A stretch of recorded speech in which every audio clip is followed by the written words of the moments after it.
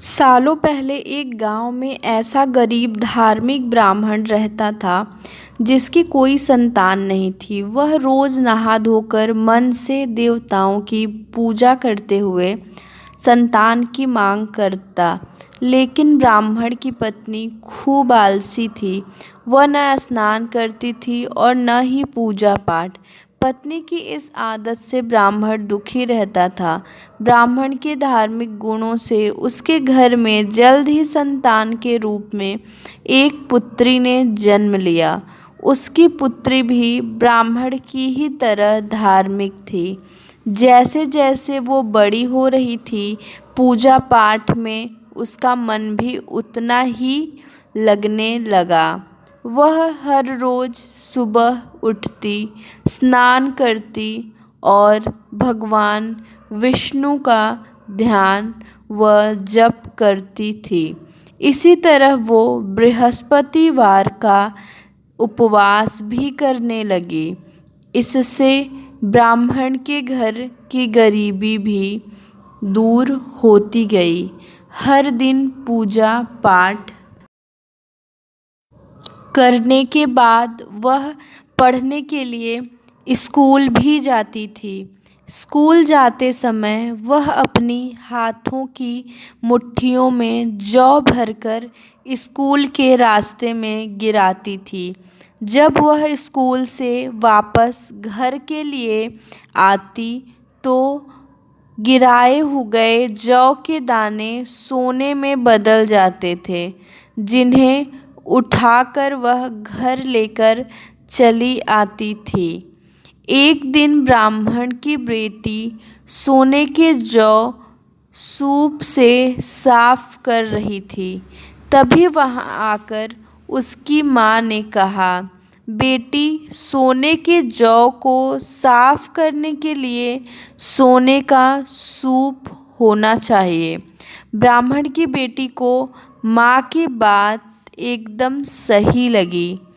उसके अगले बृहस्पतिवार को उपवास रखने के बाद उस लड़की ने बृहस्पति देव से सोने का सूप मांगा। ब्राह्मण की बेटी हर बार पूरे विधि विधान से बृहस्पति देव की पूजा अर्चना करती थी।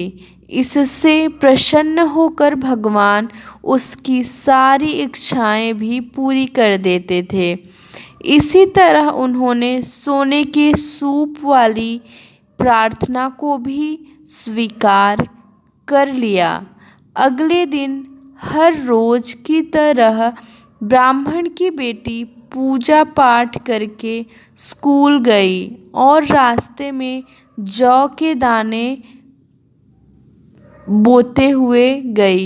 वापस आते समय जब वह जौ के दाने बीन रही थी तो उसे सोने का सूप भी मिल गया। सोने का सूप लेकर वह घर आई, जिससे उसने सोने के जौ साफ किए। एक दिन इसी तरह ब्राह्मण की बेटी घर के बाहर बैठकर सोने के जौ को सोने के सूप से साफ कर रही थी। तभी उसके घर के सामने से एक राजकुमार गुजर रहा था। राजकुमार ब्राह्मण की बेटी को देखते ही उस पर मोहित हो गया। जब वह अपने महल पहुंचा तो ब्राह्मण की बेटी के मोह में उसने खाना पीना त्याग दिया। जब राजा को यह पता चला तो उन्होंने राजकुमार से इसका कारण पूछा। राजकुमार ने अपने दिल का सारा हाल राजा को बताया। अगले ही दिन राजा अपने मंत्री के साथ ब्राह्मण के घर गया और ब्राह्मण के सामने उसकी बेटी का विवाह अपने राजकुमार से करवाने का प्रस्ताव रखा।